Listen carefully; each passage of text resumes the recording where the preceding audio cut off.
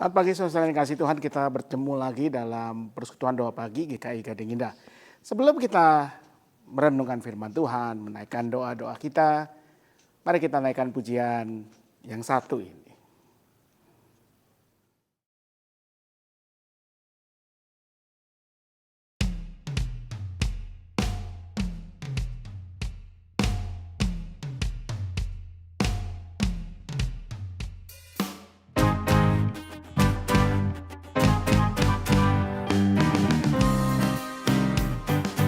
Angkatlah hatimu pada Tuhan, bunyikan kecapi dan menari.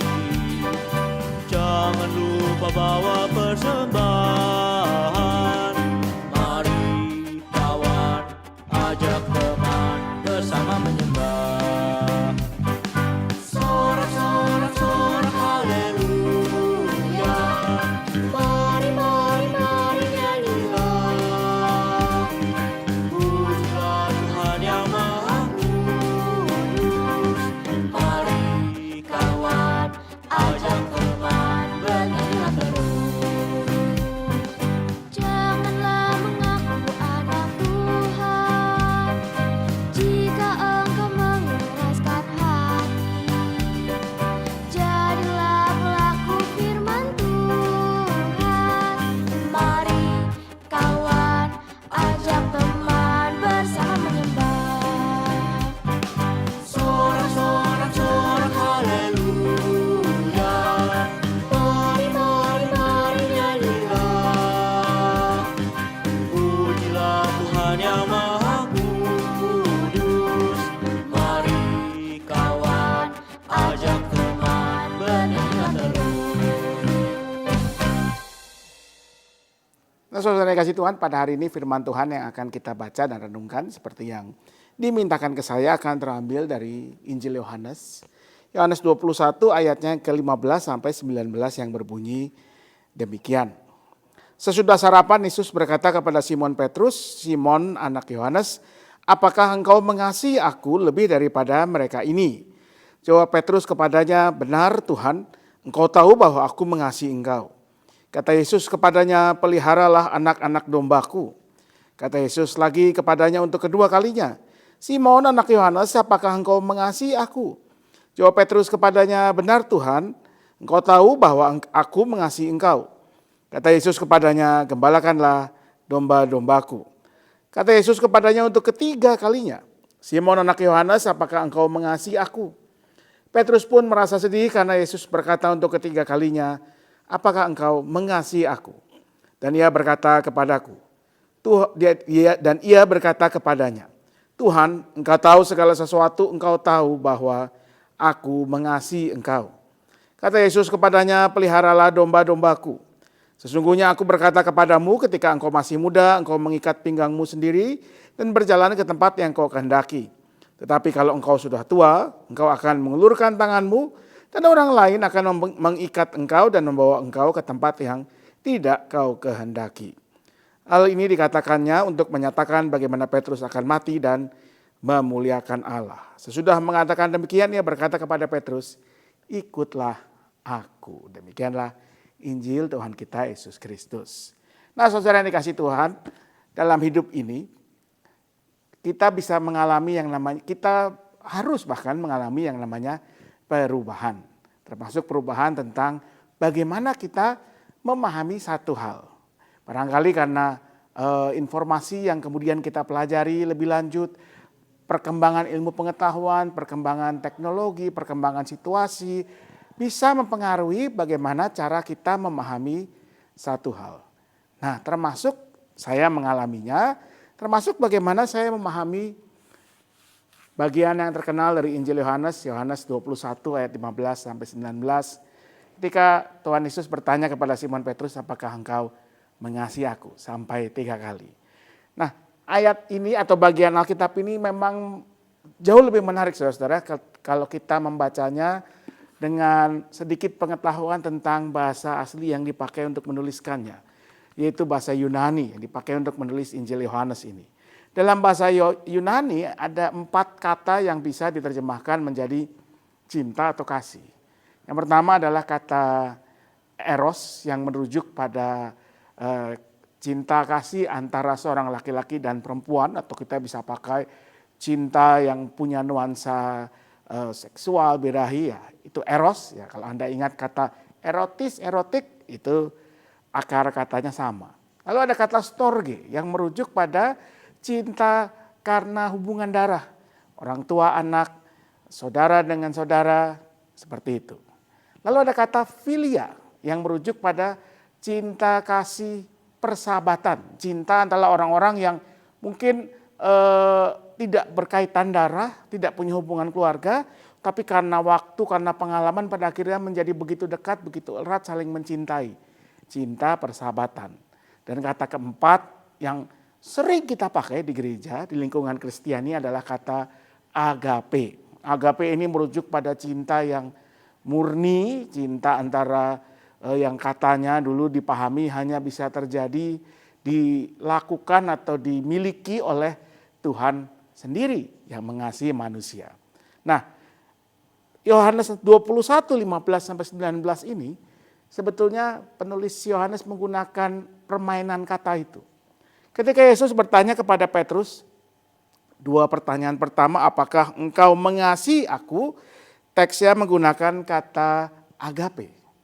Petrus, apakah Simon anak Yohanes, apakah engkau agape padaku?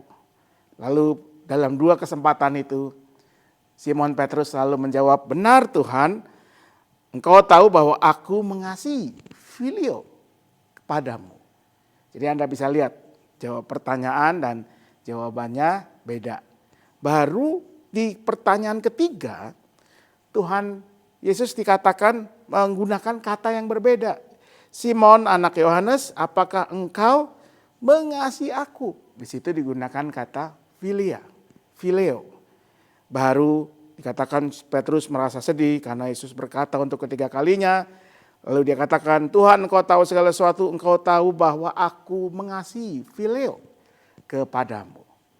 Nah, apa yang berubah dalam pemahaman saya, saudara? Dulu, seperti banyak orang mungkin memahami, saya memahami 4 jenis cinta kasih itu, eros, storge, fileo, dan filio atau filia, dan agape, itu adalah cinta yang punya hierarkinya, tingkatannya.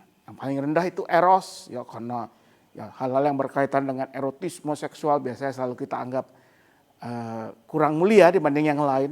Di atas eros itu ada storge, cinta karena hubungan darah, orang tua, anak, saudara, kakak, adik. Di atasnya ada filia, kasih, cinta kasih persahabatan. Lalu yang paling tinggi itu adalah agape. Jadi ada hierarkinya, ada tingkatannya. Dan dengan pemahaman itu maka kita memahami di sini bahwa kenapa Petrus merasa sedih, karena dia sadar ketika Tuhan bertanya apakah engkau agape denganku, engkau mengasihiku secara agape, dia cuma bisa menjawab aku mengasihimu, aku filia kepadamu. Tidak setara cinta kasihnya. Baru di yang ketiga Yesus menurunkan derajatnya, apakah engkau mengasihi, filia denganku. Dan ya memang Petrus hanya bisa menjawab dengan filia, dan karena itulah dia sadar dan dia menjadi sedih. Nah, itu pemahaman yang dulu biasa saya pahami. Tapi kini dengan belajar, membaca, mendengarkan atau memperhatikan apa yang dituliskan oleh banyak orang, banyak teolog, saya punya pemahaman yang agak berbeda. Bahwa 4 jenis kasih, cinta kasih itu, eros, filia, eros, storge, filia, dan agape, bukanlah cinta yang hierarkis. Tapi dia lebih seperti kalau Anda cinta itu, kasih itu bisa dibagi menjadi 4 kuadran. Masing-masing punya kuadrannya sendiri. Cinta yang berbeda jenisnya. Tapi semuanya setara. Cinta yang karena cinta kasih antara laki dan perempuan, cinta kasih yang dilahirkan dari rasa senang, menyenangi, cinta karena hubungan saudara, hubungan keluarga, hubungan darah, cinta persahabatan, dan cinta yang tanpa pamrih, cinta yang memang ya karena mau mengasihi dan mencintai orang yang dikasihi itu. Agape. Dan keempat jenis cinta kasih ini punya fungsinya sendiri-sendiri dan bisa hadir bersamaan. Saya misalnya dengan istri saya perlu yang namanya cinta eros. Nggak mungkin kalau nggak ada eros saya bisa mengasihinya. Tapi kami juga harus menjadi dua orang yang punya filia, cinta kasih persahabatan. Saya dan istri saya harus menjadi sahabat karena kami akan terus bersama di sepanjang hidup pernikahan yang Tuhan anugerahkan. Dan kami juga harus saling belajar mengasihi secara agape. Kenapa saudara-saudara? Karena kalau kita baca dalam kitab Injil, dalam Injil, ketika Tuhan Yesus misalnya di Injil Yohanes mengatakan kasihilah satu sama lain kepada murid-muridnya, Yesus tidak menggunakan kata filia, tetapi menggunakan kata agape. Artinya kata agape itu bukan hanya murni, eksklusif milik Allah, tetapi Tuhan mau itu juga terjadi dalam kehidupan kita semua.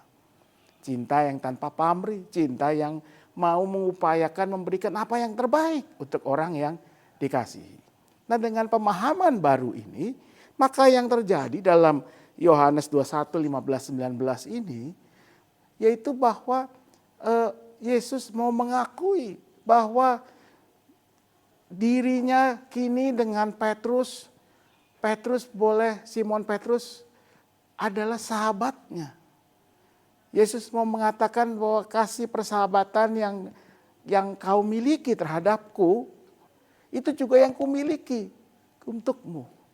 Aku juga adalah sahabatmu. Dan bukankah itu juga yang Tuhan Yesus katakan dalam Injil Yohanes? Ketika ia katakan kepada murid-muridnya, aku tidak memanggil engkau lagi hamba, tetapi sahabat. Karena itu kasih filia yang ada di sini juga adalah kasih yang tidak kalah mulianya dengan kasih agape. Dan kasih agape pun juga harus dikerjakan dalam setiap jenis relasi yang ada. Nah saudara yang kasih Tuhan, apa yang kita bisa pelajari dari firman Tuhan ini? Sudahkah kita mengasihi orang-orang di sekitar kita juga sebagai sahabat-sahabat mereka? Sudahkah kita menjadi sahabat bagi orang-orang di sekitar kita? Teman, rekan di satu gereja, rekan kerja, dan yang lain-lain. Orang-orang yang mungkin tidak punya relasi saudara dengan kita, relasi darah, tapi yang Tuhan hadirkan dalam kehidupan kita. Sudahkah kita menjadi sahabat mereka? Sudahkah kita filia kepada mereka? Kasih yang Tuhan Yesus juga nyatakan kepada murid-muridnya. Kasih yang juga mulia. Kasih yang juga didasari oleh cinta kasih Tuhan Yesus sendiri. Mari kita belajar menjadi sahabat-sahabat yang mengasihi untuk orang-orang yang ada di sekitar kita, orang-orang yang Tuhan hadirkan dalam kehidupan kita. Selamat pagi, Tuhan memberkati selalu. Mari kita berdoa. Ya Tuhan, terima kasih karena Engkau telah memberikan teladan mengasihi dengan sepenuh hati, mengasihi dengan sepenuh hidup yang sudah Engkau nyatakan kepada kami sehingga kami boleh beroleh anugerah keselamatan. Kiranya kasih-Mu itu yang mewarnai, kasih-Mu yang menjiwai kasih kami, baik kepada keluarga kami, baik kepada pasangan kami, baik kepada siapapun yang Tuhan hadirkan untuk menjadi sahabat kami. Dan biarlah semua itu memampukan kami untuk menjadi sahabat bagi sesama kami, khususnya mereka yang membutuhkan kekuatan, dukungan dari kami. Sebagaimana Engkau juga telah menjadi sahabat kami dengan memberikan diri-Mu sepenuh-penuhnya bagi keselamatan kami. Mampukan dan layakkan kami. Kami mau berdoa ya Tuhan untuk kehidupan kami sebagai bangsa dan negara. Berikan hikmat pada para pemimpin, berikan kesadaran kepada kami semua sebagai bagian dari Indonesia untuk senantiasa melakukan apa yang kami bisa seturut dengan peran kami masing-masing. Biarlah bersama-sama kami membangun bangsa ini menuju ke kehidupan yang lebih baik lagi.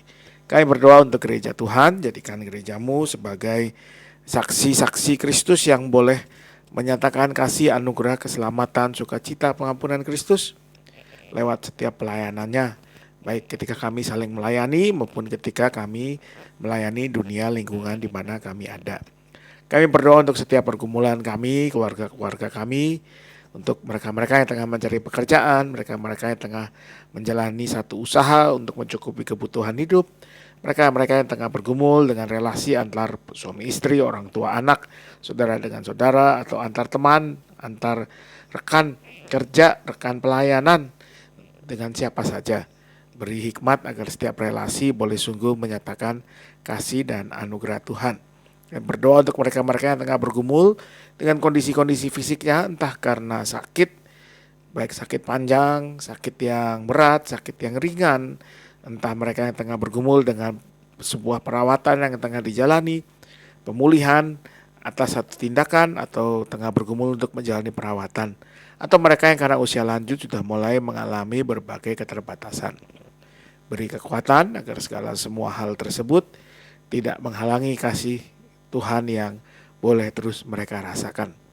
Kami juga mau berdoa untuk pergumulan-pergumulan pribadi kami yang mungkin kami tidak bisa bagi dengan orang lain. Kami percaya Engkau mendengarkan. Maka inilah kami dengan doa-doa pribadi kami.